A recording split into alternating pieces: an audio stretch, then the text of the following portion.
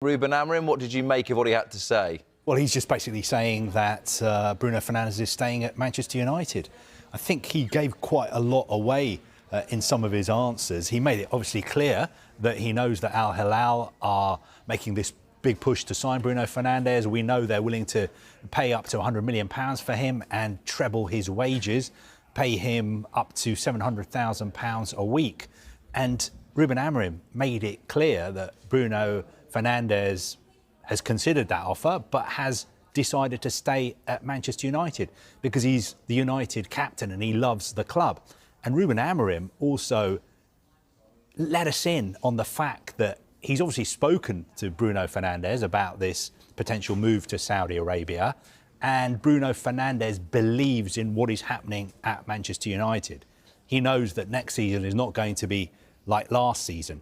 The people running the club have obviously told him about their plans, and he is happy to stay and be part of those plans and part of the process of transforming Manchester United. I mean, it's a big call for Bruno Fernandes because the money on offer is incredible. We've said all along, though, that Bruno Fernandes is not somebody who is motivated by money. And Ruben Amorim himself said it there, that he feels Bruno Fernandes is still a world-class elite player, and it is too soon for him to be moving, with all due respect, to the Saudi Pro League. Therefore, do you think that if a club, one of Europe's elite, were to show a strong hand to want to bring Bruno Fernandes, that he might be a little bit more easily convinced than he is than going to Al Hilal?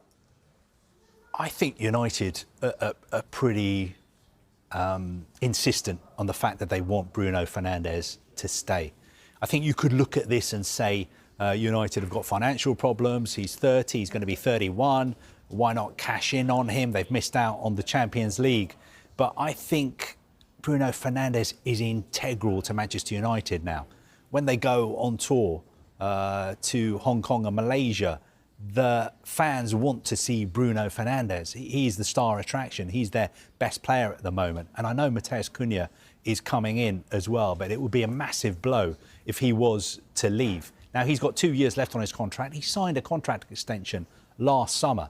2 years left on it to 2027, plus the option of another 12 months. So if Ruben Amorim is to be believed, and why would we not believe the Manchester United head coach, Bruno Fernandes is not going anywhere. He's going to turn down this approach from Al Hilal, which would lead to the question perhaps of what is his agent doing in Riyadh? Why was he in Riyadh yesterday being photographed going into the Four Seasons Hotel to have a meeting with senior Al Hilal executives? But we do start with Manchester United. Ruben Amorim has issued a pretty emphatic hands-off warning to Al Hilal over captain Bruno Fernandes. Al Hilal are willing to make Fernandes one of the best paid players in the world and pay United £100 million to sign him.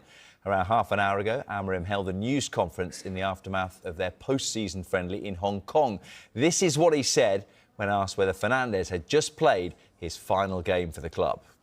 I don't think so. I don't know for sure. Nobody knows, but I don't think so. I think he's seeing us taking some actions to change all the things, and I think that is all that he asks. I think he wants to stay.